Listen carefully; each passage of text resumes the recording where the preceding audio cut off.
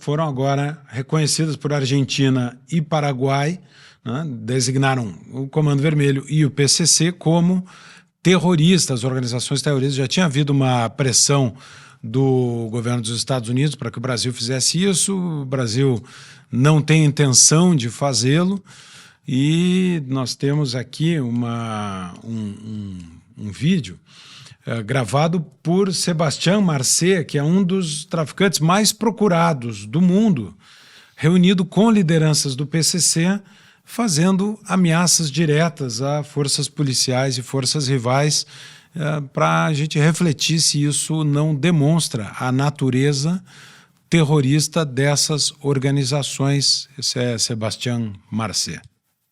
Este video para decirle a Cocha ese sapo que se deja andar diciendo dónde está uno.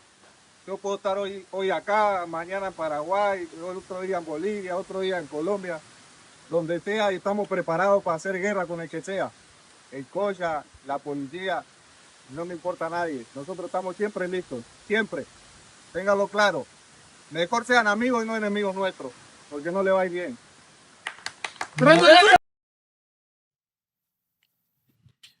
E há essas, ou seja, né, mais do que demonstrada a natureza internacional dessas operações, mesmo assim, nosso ministro da Justiça, Lewandowski, declarou, aspas para Lewandowski: grupos terroristas são aqueles que causam perturbação social e política grave e têm uma inclinação ideológica.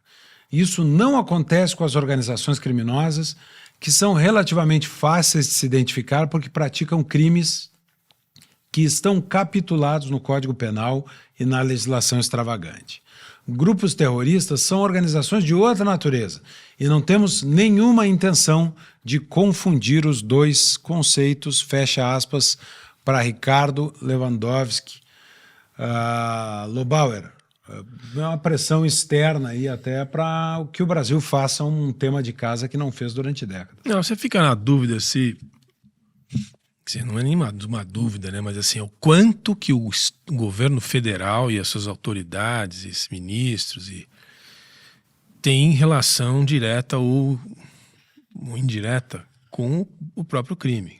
Assim, desculpa, é inevitável que a gente faça essa pergunta e desconfio das afirmações do ministro da Justiça, quando o ex-ministro da Justiça já foi fazer aquela visita lá para a favela da Maré, né, o senhor hoje ministro do Supremo, curiosamente sem segurança, e depois foi questionado o que foi fazer lá, não deu resposta nenhuma, e até hoje nós estamos sem saber o que ele foi fazer exatamente lá, o que nos leva a crer que alguma conexão direta com o crime já existe há muito tempo. Então, infelizmente, a gente é obrigado a especular se é essa uma das razões pelas quais o governo federal fica fazendo colocando esses panos quentes em todo esse negócio, que tem uma dimensão enorme, e deveria fazer exatamente o contrário. Se não for isso, eu acho que também tem esse certo medo da tal da soberania, né? Porque quando você estabelece o conceito de grupos terroristas, ele ganha uma dimensão internacional,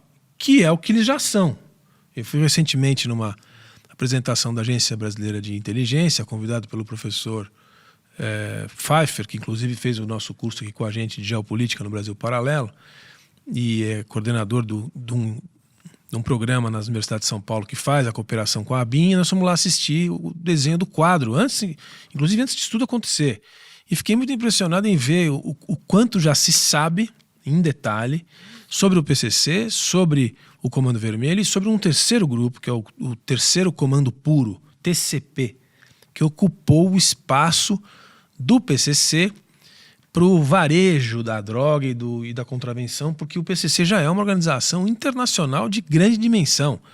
E a ABIN apresenta, inclusive, ela sabe onde os líderes estão fisicamente, e não é no Brasil. Então, assim, tá tudo mapeado. Se conhece, então não deixou de ser uma coisinha assim de traficante de esquina, como já foi há 30 anos ou 40 anos atrás. Hoje o negócio é de gente grande, tanto que o sujeito faz esse vídeo aí, destemidamente, sem nenhum problema, muito parecido com esses vídeos que a gente vê do pessoal no Rio de Janeiro com os fuzis fazendo graça, né? Geralmente sob efeito de enfim, de droga, etc., fazendo discurso de ameaça e de enfrentamento com as autoridades, infelizmente, só tem um caminho para lidar com isso, que é a força. Não tem outro caminho.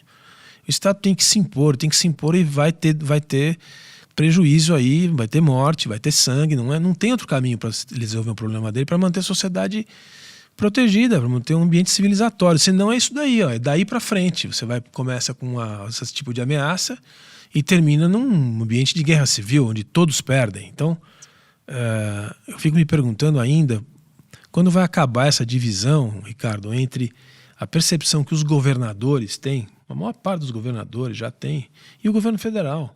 Tem um problema institucional profundo no Brasil, que é essa distância entre o governo federal, a mídia, toda a mídia tradicional, questionando os métodos, os eventuais abusos. Ninguém falou qual o benefício que isso tem para manter a ordem e a lei na cidade do Rio de Janeiro. Me impressiona demais isso. Então é a mídia, o governo federal e o Ministério Público e uma parte do Judiciário. Só a sociedade e alguns aventureiros estão aí se manifestando de forma positiva em relação ao que aconteceu.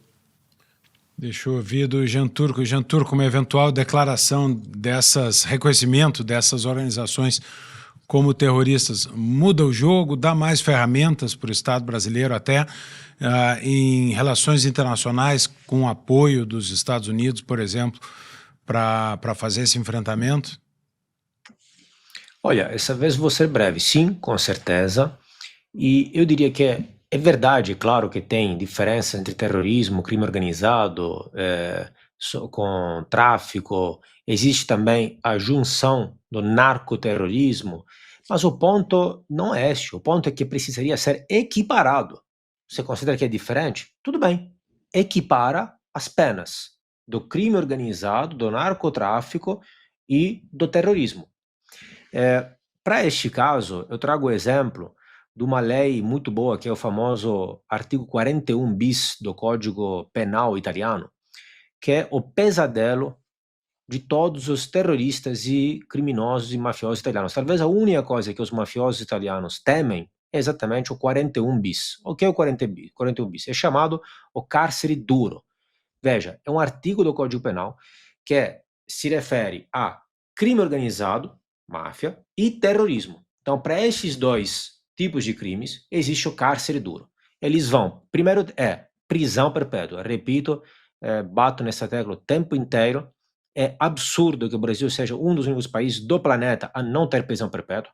Qualquer candidato que esteja nos ouvindo, se colocar isso na pauta, na candidatura, nas eleições para 2026, vai ganhar fácil. Segundo, são só algumas prisões de máxima segurança, especiais, com sistemas tecnológicos para evitar qualquer fuga, qualquer coisa e tal. E as pessoas ficam numa cela individual a vida inteira, cela individual. O princípio é ele ter 0 contatos para a vida inteira com qualquer pessoa. Ele tem só 2 horas de ar livre por dia, isoladamente, separadamente dos demais, nunca entra em contato com ninguém, uma visita só de, se não erro, umas 2 horas por mês com os familiares, sem contato físico. Não existe essa piada de visita íntima e outras porcarias deste tipo. Então, com vidro, separados, 2 horas por mês.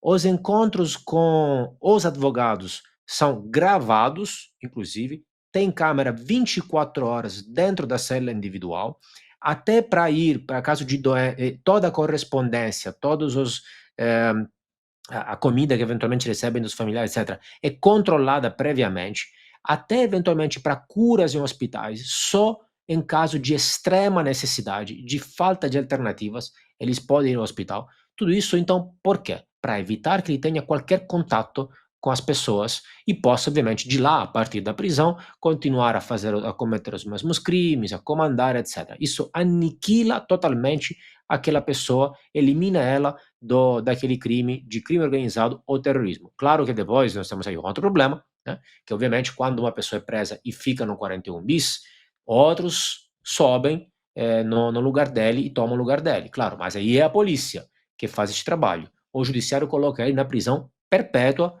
dessa forma. Então, eles temem muito tudo isso, ao ponto que quando foi aprovado o 41 bis, logo depois dos homicídios que, inclusive no Brasil, ficaram famosos contra os juízes Falcone e Borsellino em 1992, a máfia, para evitar a aprovação do 41 bis, inclusive fez atos terroristas, colocando, mesmo, propriamente ditos, colocando bombas, por exemplo, em museus, estátuas, tocando, atacando os bens artísticos italianos. Então, este é o pesadelo deles. É isso que deveria ter. Prisão perpétua, cárcere duro, equiparação entre crime organizado e terrorismo.